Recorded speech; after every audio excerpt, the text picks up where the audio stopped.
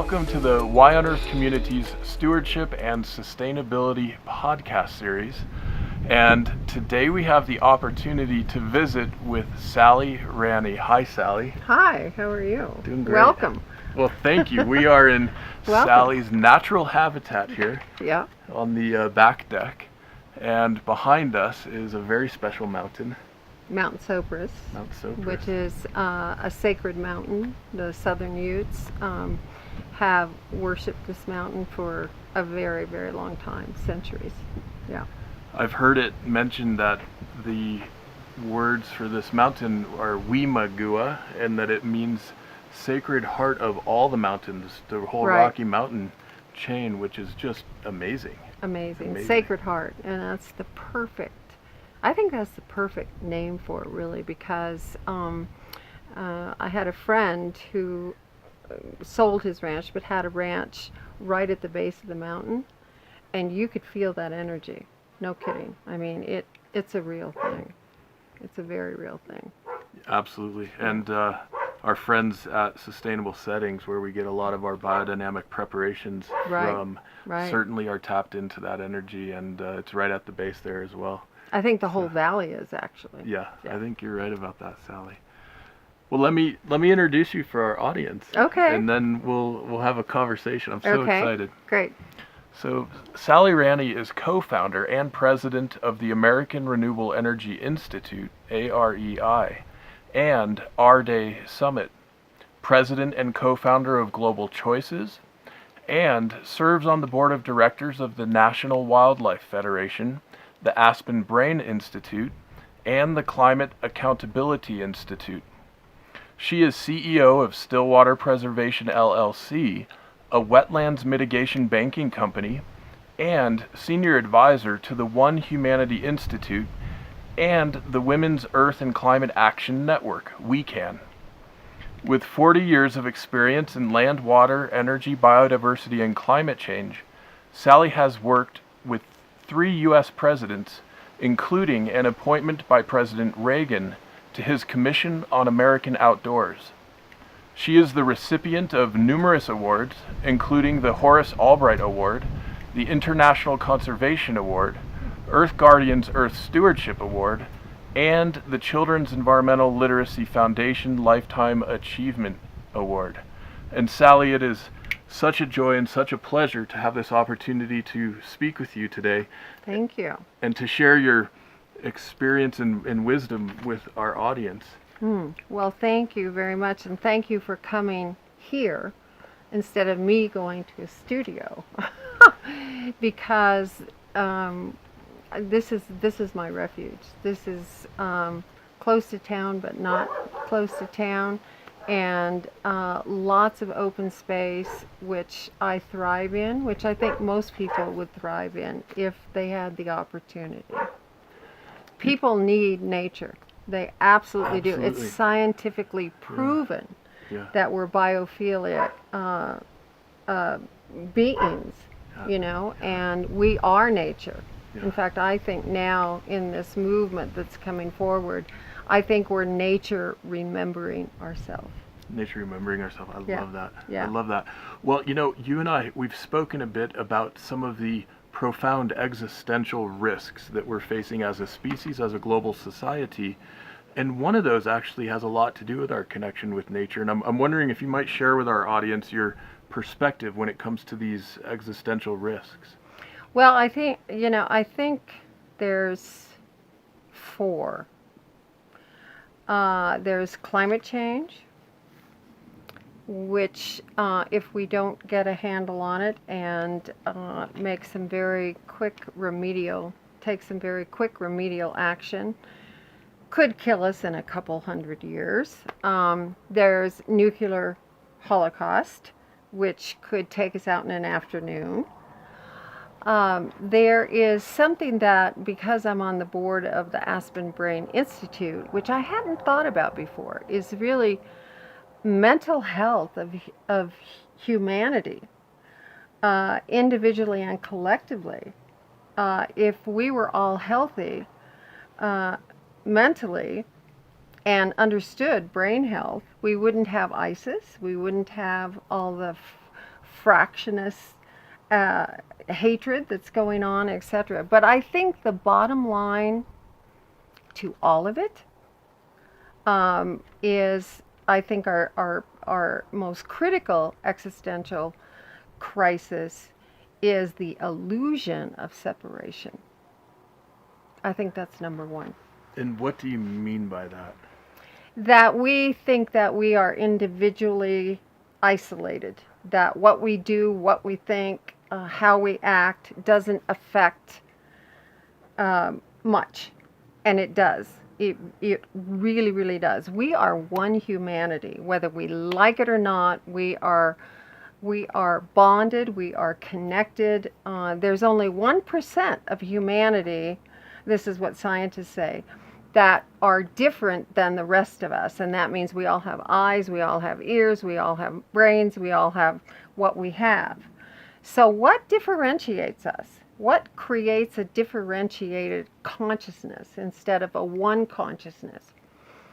It's, well, I don't know quite how to say this, but it's education, it's culture, it's how we have been taught to relate to one another. Babies on the floor, doesn't matter what color they are, nothing matters. Yeah. They're curious, they relate to each other. We have an overburden of ideas, ideologies, political systems, religious systems, cultural systems that have created this separation. Yeah. And it really is an illusion. We all are on this planet. We all rely on the life support systems of this planet. If you talk to people individually, I don't care where they are in the world, and I've traveled all over the world, if you ask them, what do they want for their families? What do they want for their life? It's the same thing everywhere. Mm-hmm. Mm-hmm. They want clean food. They want clean air. They want an education for their kids. They want a decent, meaningful living wage and job. So what makes us think that we are so different? And do we think we're so different with, let's say, climate change facing us just boom, right? It's here and now. It's the urgency of now. Are we so different that we can't come together for our children? Boy, I hope not. I hope not. But climate change, interestingly enough,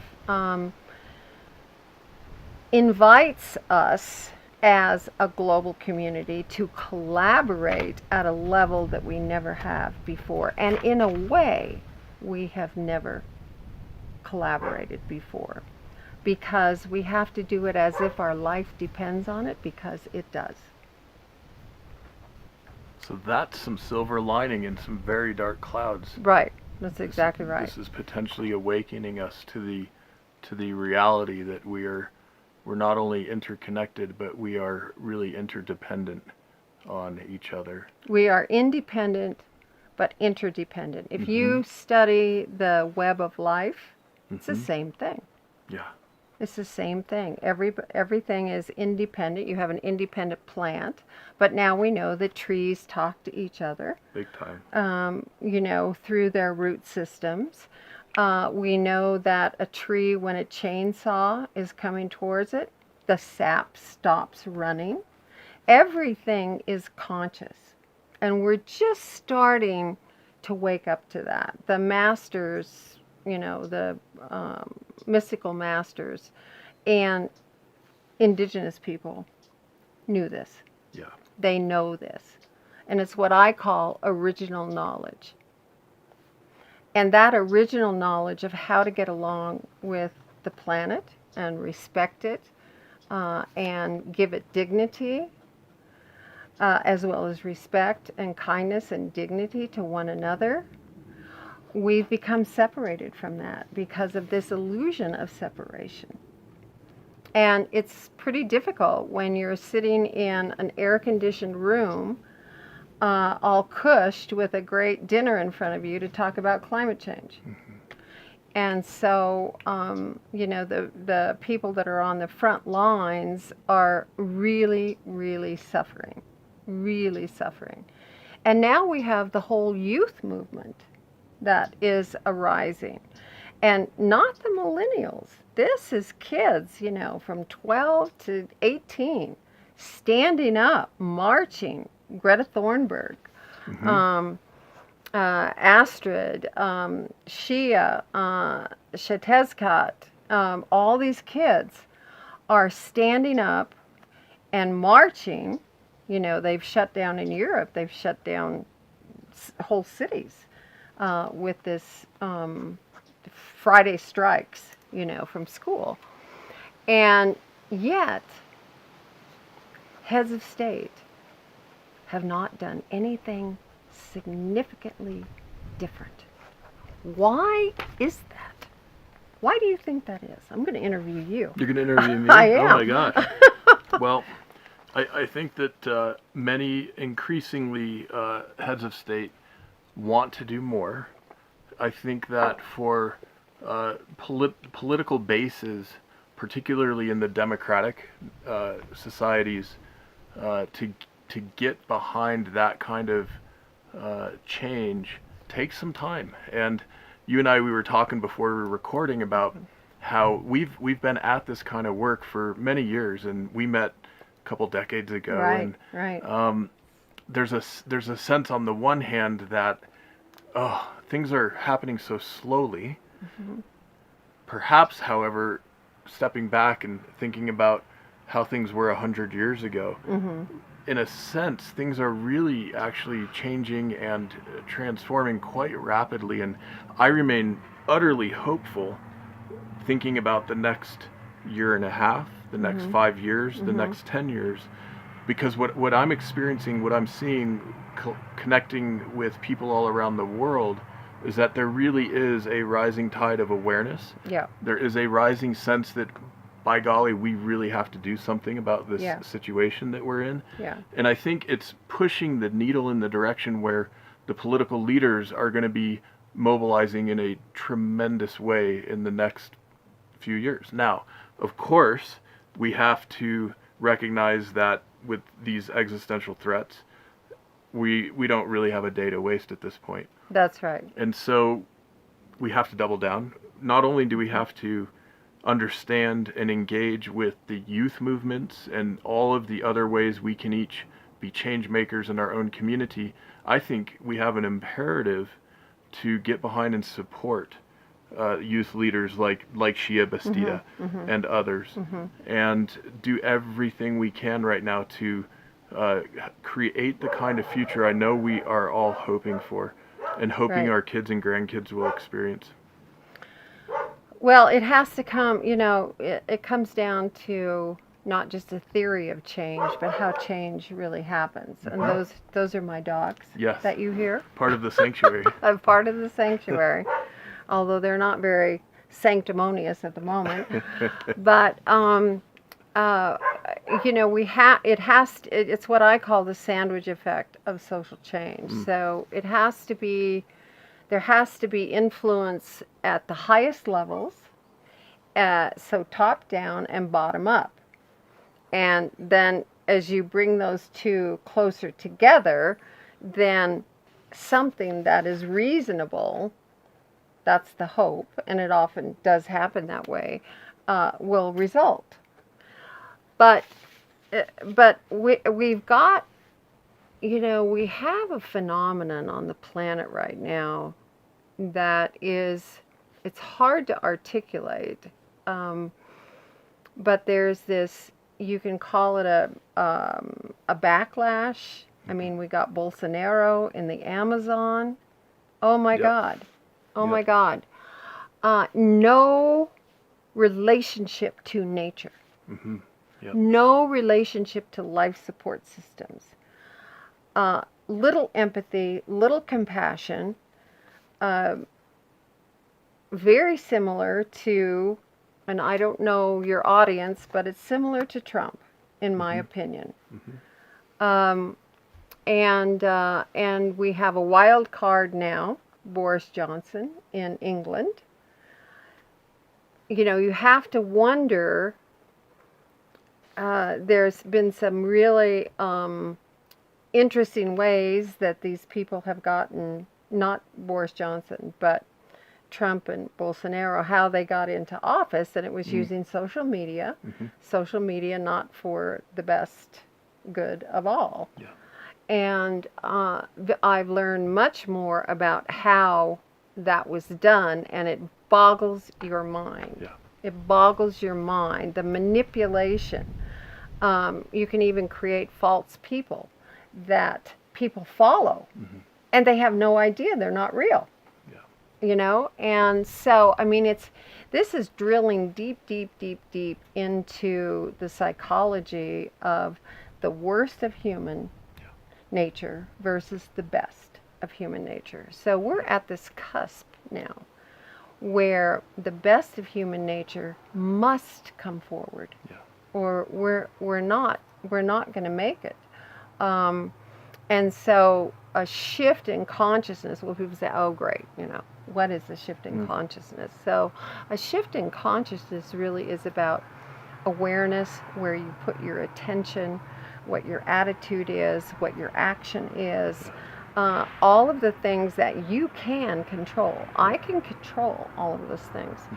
So when you look at the assumptions, I think we've been operating under false assumptions. We've been hypnotized by false assumptions for centuries.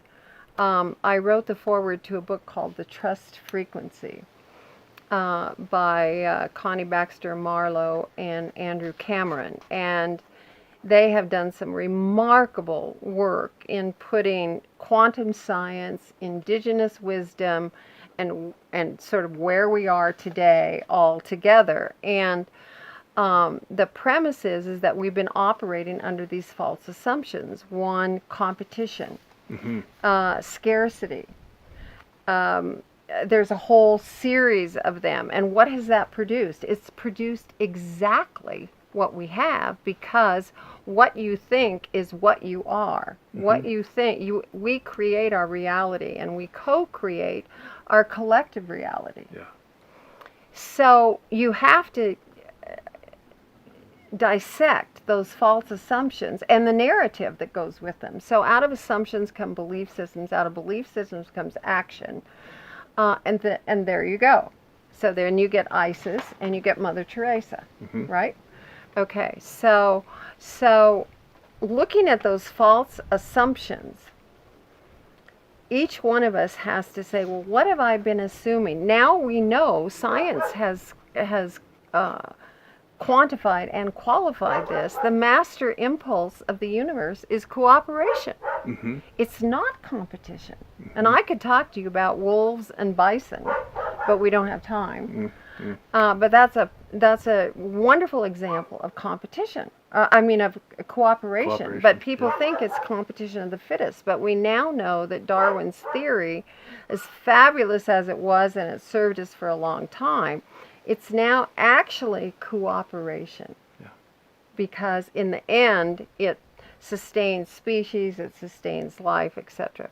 So we have to unravel those false assumptions and the narrative that goes with it. If we replaced, deplete and use with restore and respect, and that was our lexicon, those were the only words we used.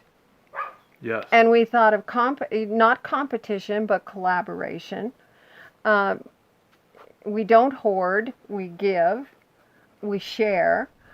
If that was our lexicon, if that was our narrative, guess what we would manifest? We would manifest a different world. Yes. But because it wasn't that, we manifested exactly what we have. So that's the shift. I love this, yeah. Yeah, that's the kind of shift in consciousness that we need. And, there's I would just encourage everybody to read The Trust Frequency, because there really is a dissection of the anatomy of why we are where we are, and it is an abundant, not a scarce universe. But if you believe in scarcity, you're going to get scarcity. Yeah. if you believe in abundance, and I don't know how divine choreography works, but I know it works, and I believe in it. Love it. One of the threads here that I'm picking up on, Sally, that I'm really excited to hear you speaking to, is how we each have personally responsibility in the cultivation of our underlying assumptions. Right. And in Why on Earth, one of the chapters is called Think. And by the way, audience, if you haven't yet read Why on Earth, I'm going to tell you in a few minutes a way you can support the podcast and get free downloads of all the ebook and audiobook resources. So stay tuned for that. But in this chapter called Think, we talk about the ecology of our thinking, and that we are influenced by all of these different impressions, conversations, media, advertising, all kinds of things. And that ultimately that is an ecosystem we are responsible to steward. Right. If we so choose. Exactly. If we don't choose, we're going to be essentially hacked by other powers that want us to participate in certain economic ways, and etc. Right. And we see where that leads. We see plenty of examples of where that can lead us. Right. But I think, Sally, implicit in this emergence of a more collaborative framework is a greater sense of individual responsibility and stewardship when it comes to examining and really understanding what are our underlying assumptions. Yeah, exactly. And most of us, take competition. Capitalism is really based on competition. I got to get mine first. I got to get to market first. I got to be smarter than the other guy. I got to have better PR. I have to have better social media, etc. And so, that feeds more competition. Competition feeds competition. Love begets love. Abundance begets abundance. Scarcity begets scarcity. I don't know exactly how it works, but I know it works. I've seen it in my own life. I've seen it in other people's lives. I've seen it in other cultures. And you take the Kogi natives in Colombia, totally different system than we have. No war, no police, none of that, because they have a different narrative. They have different assumptions, and they work in harmony with Mother Earth. So if you work at odds with the laws of the universe, guess what? I mean, it's like, if you stick your head in the sand, guess where your ass is? Right. So, and that's what we've been doing. So capitalism is an ecosystem that we can change, and it doesn't mean that we don't sell and buy and trade and barter and all of that, but there's a different intention behind it. A different intention. It is to support everybody, not a few. One of the things that I'm really excited to reflect on with you is the R-Day conference that you co-produce. And I'm bringing this up now in the conversation because there are such an amazing array of thought leaders, of community leaders who come together for those several days gathering here in the mountains. Right. And I'm curious, now that we're a few weeks from R-Day 2019 and thinking ahead to R-Day 2020, vis-a-vis this transformation in our economic thinking, this transformation in our ethos, our ethics, really. Right. What are you seeing emerge as the one or two or three most exciting impulses that were out of R-Day? So R-Day, one of the things that we strive to do, and I want to say we do very well, is it's multi-sector. Mm-hmm. Climate change. So we're renewable energy and climate change. That nexus. Yep. You know, there's a nexus between water and energy. There's a nexus between education and climate change. There's all these nexi. I guess you call them nexis.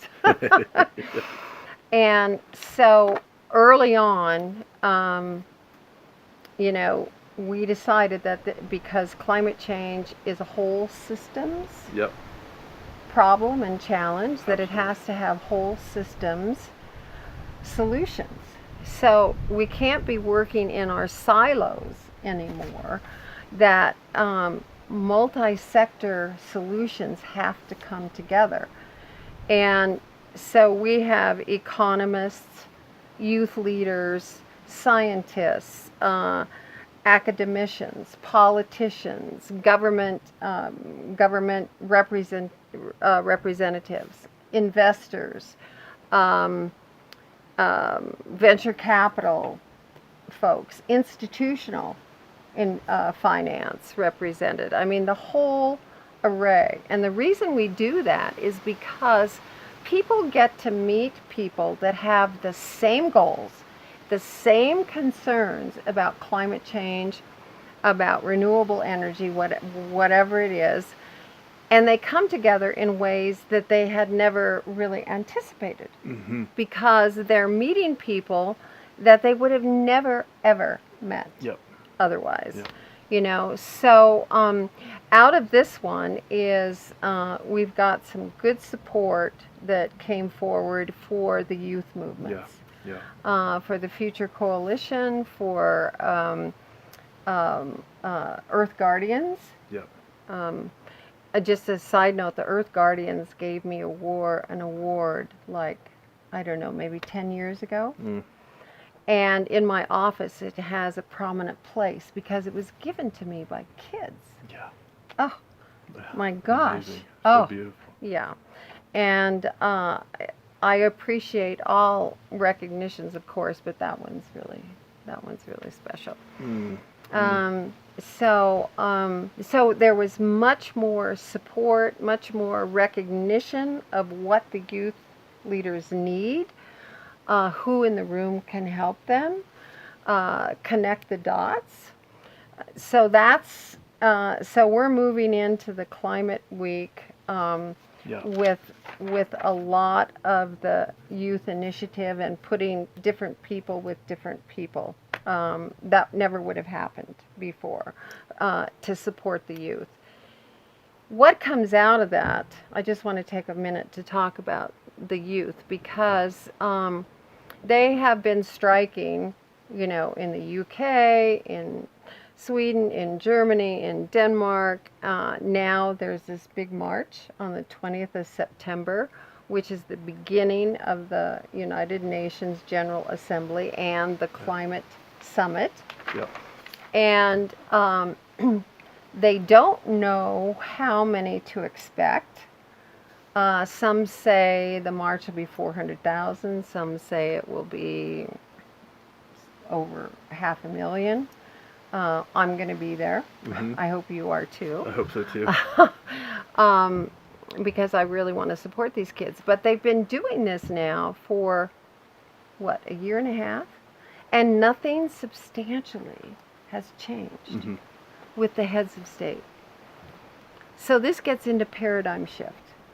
You know, that if we have people at the high level of influence who are not supportive of acting on climate change now, they have got to go. Yep. They have, I mean, Yep. they just They have no to go. business in office. No, they have no business in office, because this is the challenge of humanity. Yeah. And we are one humanity. Whether we like it or not, we are one humanity. So, so that's going to be really interesting, that this march is taking place ahead of the whole week of negotiations and all kinds of things that are going on, to see if this visible visceral demonstration of concern by the next generations Yeah. is going to have any impact. Mm-hmm. Mm-hmm. I mean, it's really going to be interesting, and not just, not just patting them on the shoulder and saying, Right. "Oh, that's a Nice nice little job. girl. Go Yeah. back to school." Right. I mean, real change. Yeah. Yep. Real change.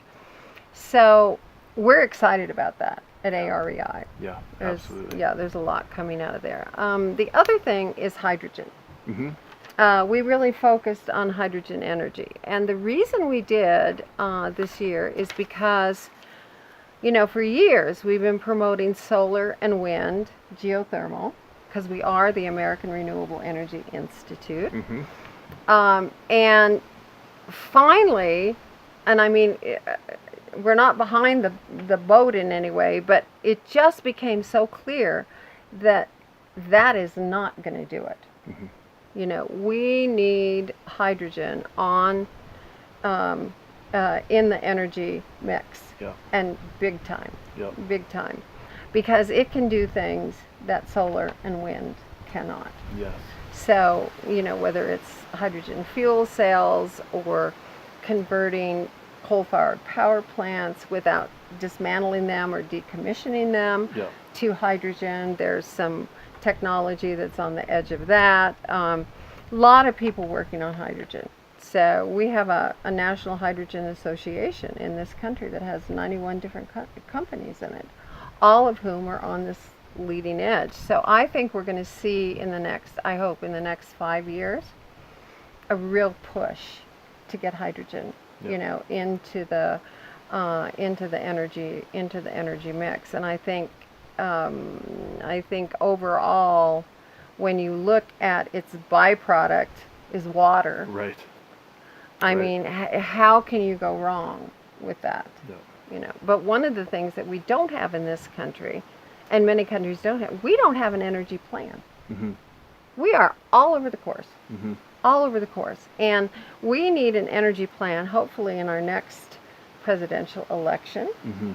We will have somebody that's really bright and on to what needs to be done. Yeah. We need an energy plan that takes us from here to the next 20 years. And that means disengaging fossil fuels, Mm-hmm. replacing with renewables, so that even manufacturing, production, when you plug in your electric car, you're not plugging into a coal-fired power plant. Mm-hmm. You are plugging into renewables. Yeah. And that renewables then are making the components for renewables. Right. That's where we have to go. Yep. And we're way behind the 8 ball. Yeah. Sally, I am so excited, and I'm thinking of that great quote that I think we attribute to Winston Churchill, trying to persuade our government to engage in defeating fascism when fascism was running rampant in Europe in the 1930s, early Right. 1940s. And we finally did. America finally mobilized in a massive way. And of course, Churchill said, you can always count on the Americans to do the right thing after they've exhausted all other possibilities. And it makes me think that probably where we're headed, my hope is, my prayer is, and certainly I know we're endeavoring every day to make this a reality with many, many of our colleagues, Mm-hmm. is that we see that kind of a massive mobilization in the near term. And one of the things that is so powerful and inspiring about the Our Day Summit Mm-hmm. is the way in which various technical experts are coming together with incredibly charismatic leaders like Shia Bastida, who as a 17-year-old was amazing. Certainly one of the most effective public speakers in that entire lineup Yes. of incredible people. Yeah. And we've published a podcast with her, and she is encouraging all of us to engage and go to marchwithus.org to find out if you can get to New York, great. If not, there are marches occurring in virtually every major city. Right. Engage, support. This Right. time is critical. And there's so much in the realm of technological innovation, especially around hydrogen, that is so encouraging, so exciting, and we absolutely have to mobilize the political will to make sure we're pushing all of this in the right direction. But I also want to, and I'm one of the people in the family of American Renewable Energy that is always talking about this, and this is nature-based solutions. Because they're often overlooked, and we think that technology is going to get us out of this fix. Guess what? It's not. Right.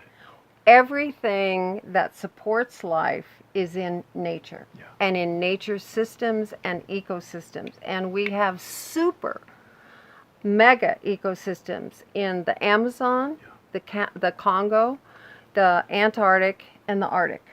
Those are our global commons. This is a radical statement, but it's becoming true, is that there are now 846 ecoregions identified on the 7 continents. When you overlay nation states boundaries, I don't think there's any of them that match the way nature is organized. Right.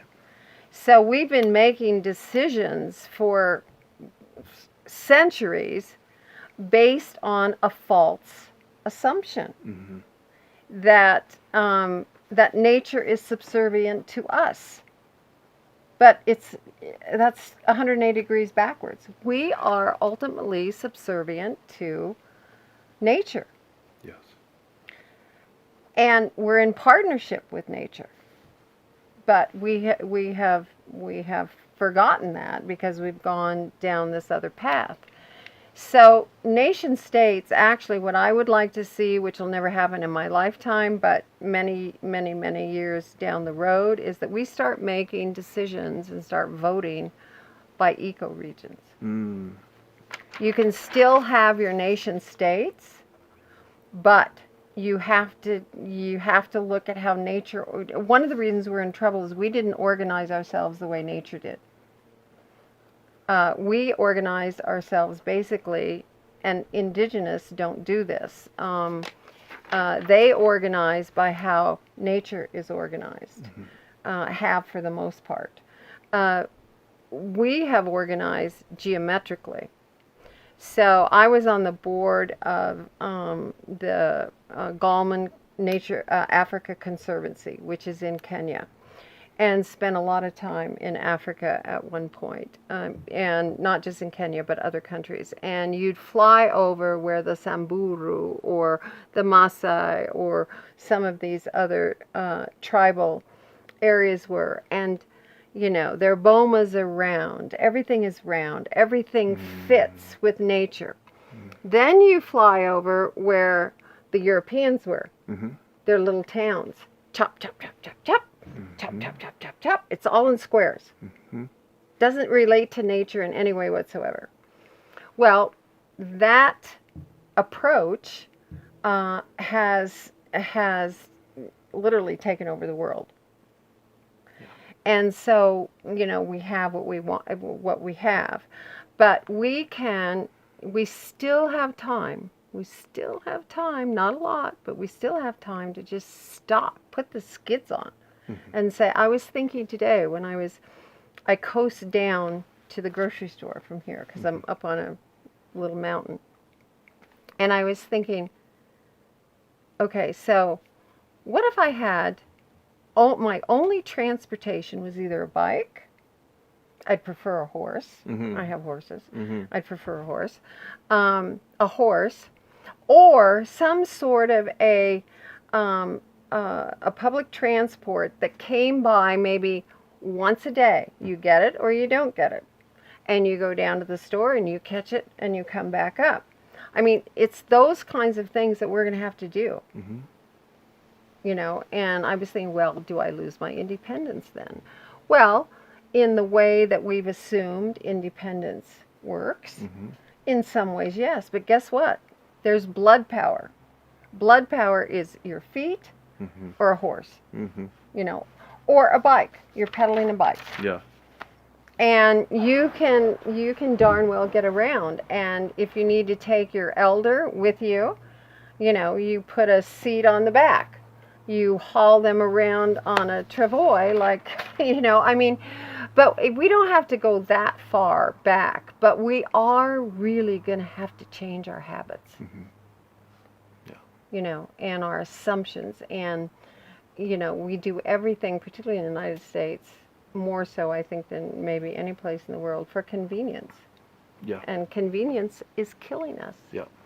I think there's another silver lining there too, and it is that linking back to this mental health situation, to have so much convenience, to have so much in the way of technology right at our disposal as individuals, and to have such rapid and often discordant, frenetic lifestyles is actually undermining our quality of life. Absolutely. By and large. And part of the opportunity we have in front of us with all of this is to slow down how we live day in and day out. Exactly. And that's part of the practice of connecting with nature as well. Yeah. You don't connect with nature in a 20-second increment between two other engagements with technology. Right? No. It takes a different type of time. It does, because nature is slow, unless you have an avalanche or a mudslide or something. But the processes of nature are slow. And, we are ramped up to the nanosecond now. And so we're so discordant, I think is the word that you use. We're so disconnected with that. And I have been lucky in my life is that I have spent an inordinate amount of time in wilderness and nature, because I started out, 40 some years ago as a resource policy analyst for the Wilderness Society. Because wilderness to me, which is untouched, untrammeled by man, by humans, it's where the genius of nature can really be the genius of nature. And I was concerned about the genetic archives of the planet. So I did a lot of work on wilderness in the United States. I was part of a wilderness SWAT team, eco team, if you will, in the 70s and 80s. We got a lot of acreage into the wilderness system then, and the Alaska Lands Act, 101 million acres. That we got protected. And then I worked in Papua New Guinea, South America, Canada, Africa, etc. And it just became so clear to me that preserving these areas and these forests were absolutely critical. And now, not really understanding, knowing about climate change 30 some years ago, but not really getting until maybe 20 years ago what was ramping up. And so then that's when I shifted and started to look at, because climate change, excuse the word, trumps it all,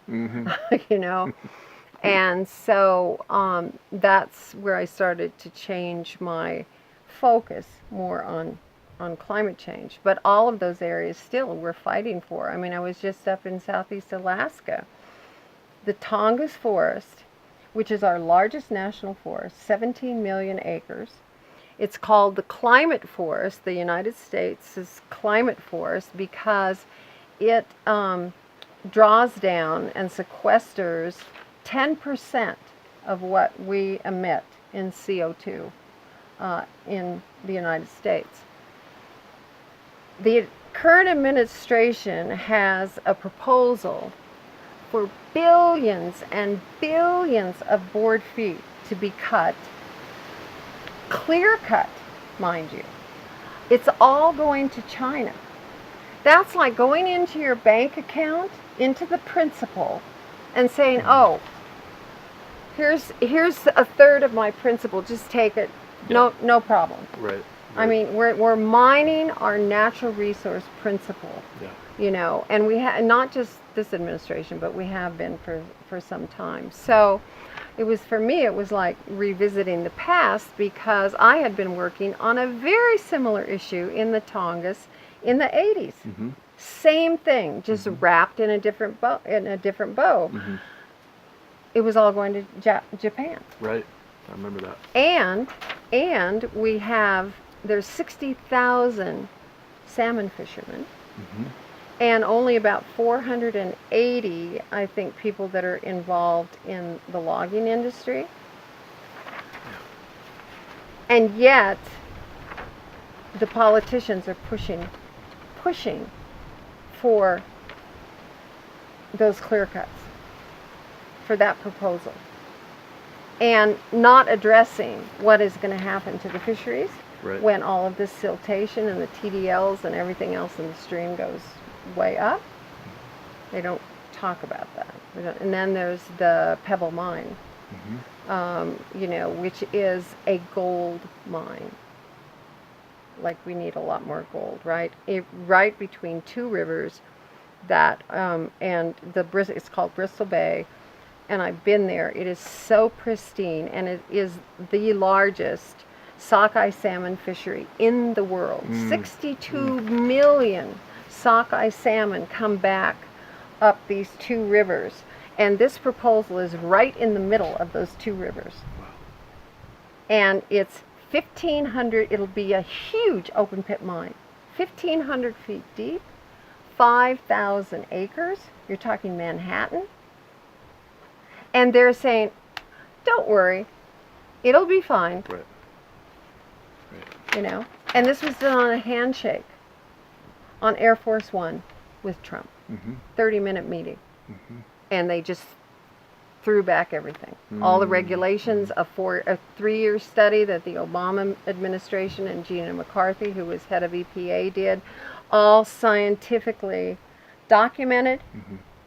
A meeting and a handshake, and they just said, file your permit, you should be fine.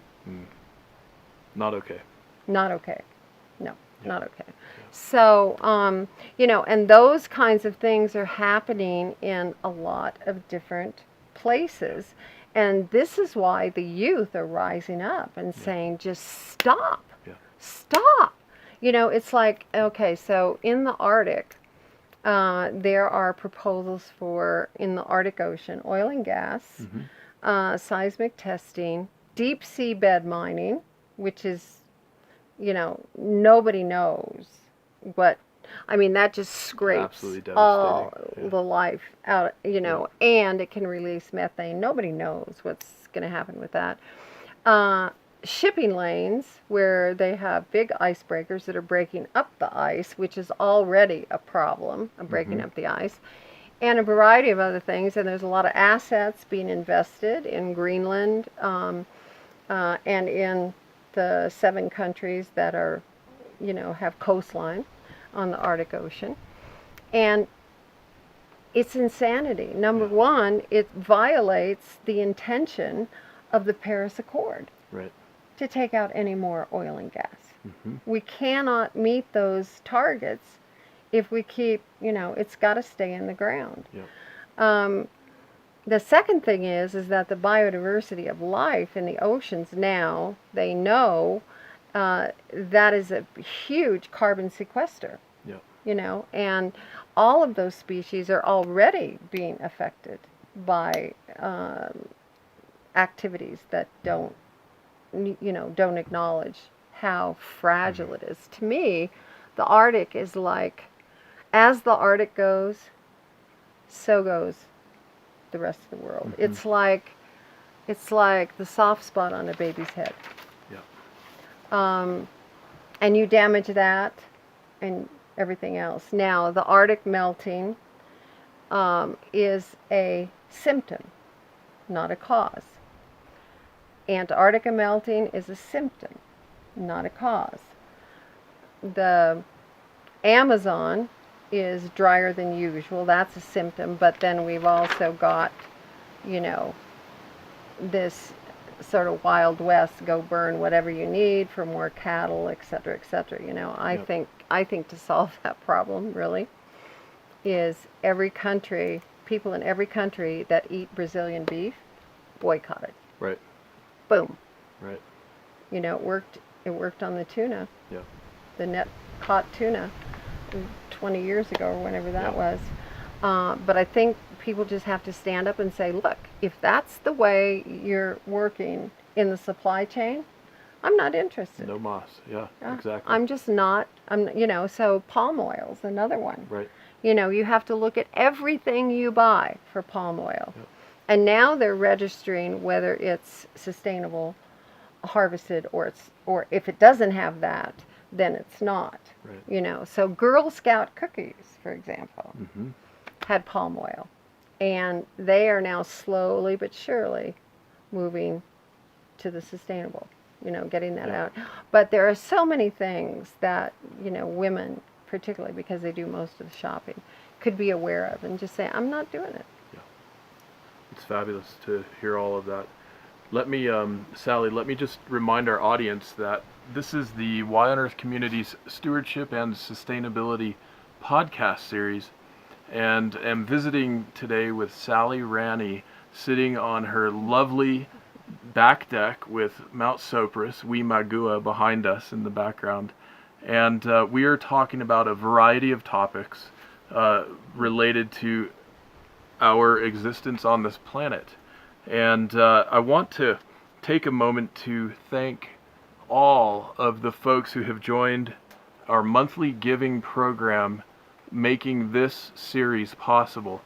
And it is just an amazing mix of folks who have decided to make that commitment of an amount each month. And if you haven't yet made the commitment and would like to, you can go to yonearth.org/support and pick whatever level works for you. When you join our monthly giving program, I'll make sure you get an email with a special code to download all of our ebook and audiobook resources for free. And you can share that with friends if you would like. Also, I want to thank our sponsors who help make all of this work possible, including our community mobilization work. And these sponsors include the Association of Waldorf Schools of North America, Excellent. Earth Coast Productions, Equal Exchange, the International Society of Sustainability Professionals, the Lidge Family Foundation, Madeira Outdoor, Patagonia, Purium, and Waylay Waters. So a huge thanks to all of you for your generosity and for your support of this important work. And Sally, of course, a big thanks as well to our day for inviting Y on Earth to be one of the presenters at the recent summit.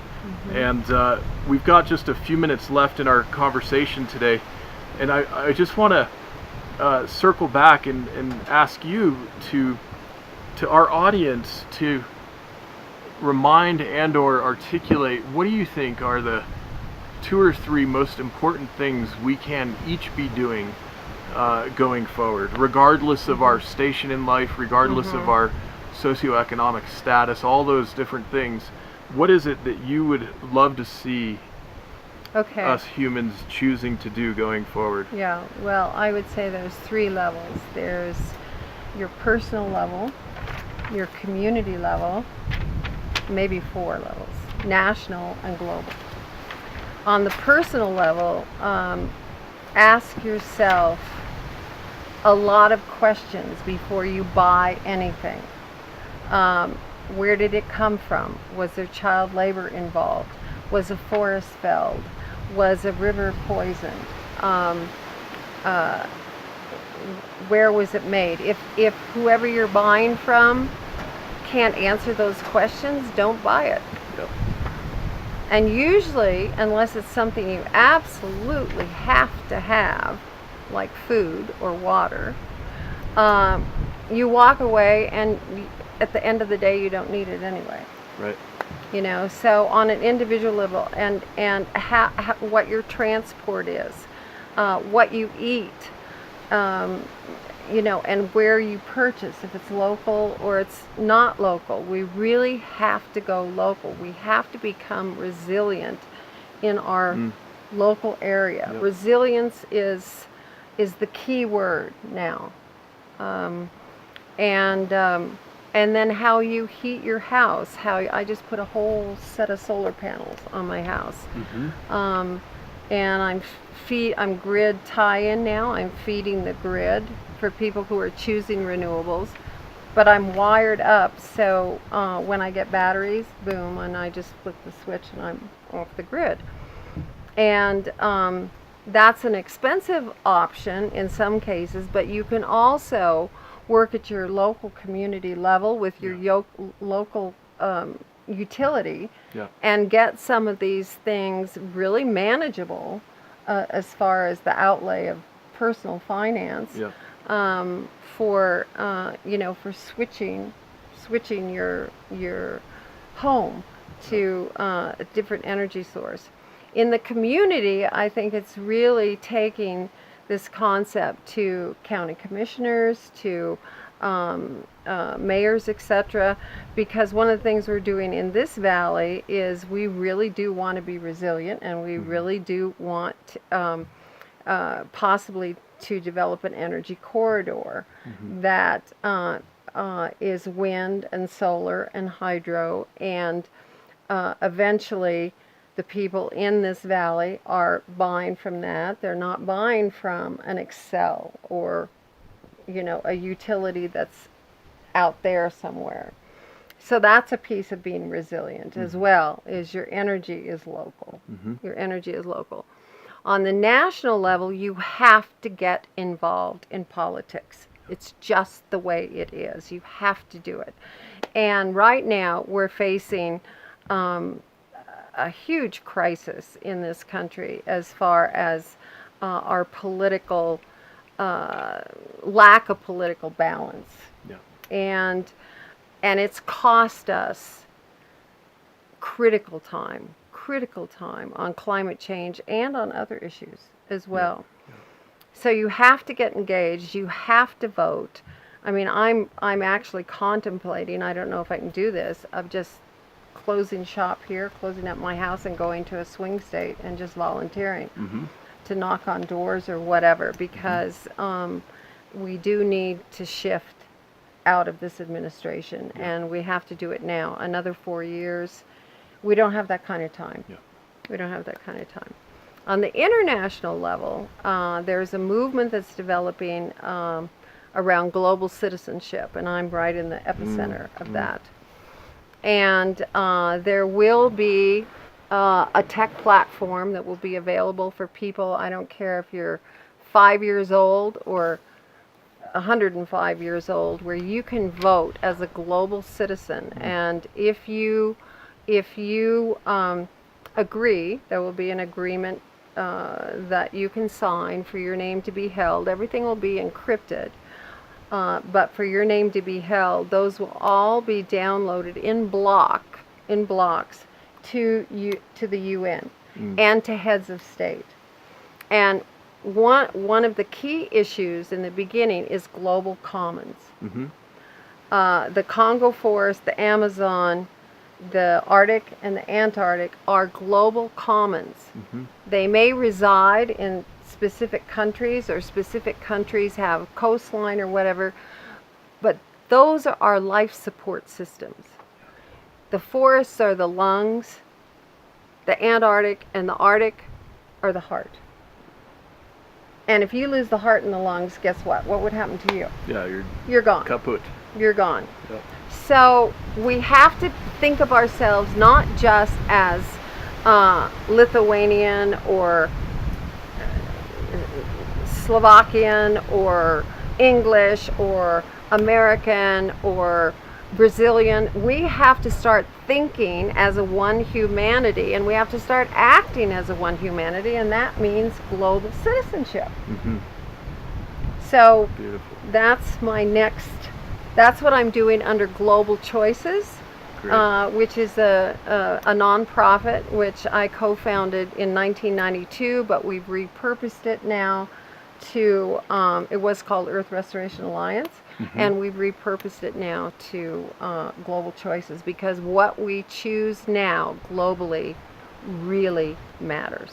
So, and folks can get more information at globalchoices.org. Right, and I just want to say that is just a holding website. The real website is going to be up, I think, in another month or so. So just if you go there, just know that. Yeah, beautiful. Yeah. And I also want to just mention, Sally, before we sign off, that if folks are interested in getting more information about the amazing array of speakers and organizations represented at Our Day, they can go to ourday.net to get information and to look ahead to the next summit, which will be in the summer of 2020. Sally, it's August 16 to 20, and it will be in Snowmass, Aspen Snowmass here in Colorado, which is just right up there from here.